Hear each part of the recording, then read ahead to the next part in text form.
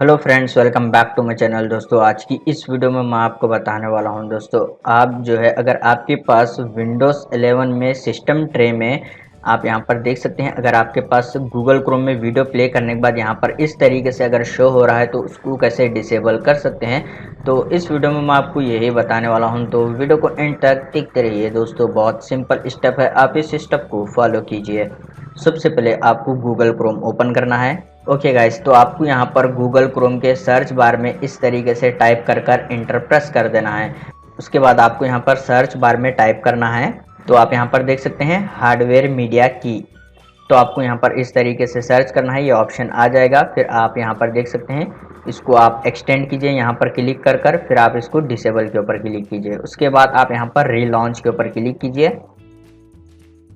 तो गैस, जैसे कि आप यहाँ पर देख सकते हैं, आपका गूगल क्रोम जो है ऑटोमेटिक क्लोज होकर ओपन हो गया है।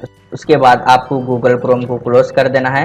फिर दोस्तों, आपको जो है यहाँ पर स्टार्ट मेन्यू के ऊपर राइट क्लिक करना है। उसके बाद आपको जो है यहाँ पर टास्क मैनेजर के ऊपर क्लिक कर देना है।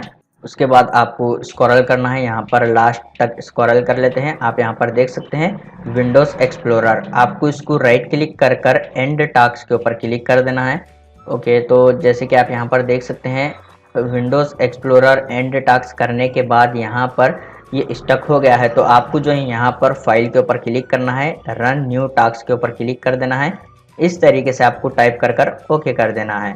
ओके, उसके बाद आपको इस विंडो को क्लोज कर देना है। फिर आपको गूगल क्रोम को ओपन कर देना है।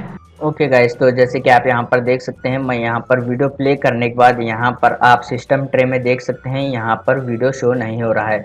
तो इस तरीके से आप जो है ईजिली ये फीचर अनेबल और डिसेबल कर सकते हैं। उम्मीद है आपको ये वीडियो पसंद आ गया हो, तो प्लीज़ लाइक कर देना और चैनल को सब्सक्राइब कर देना।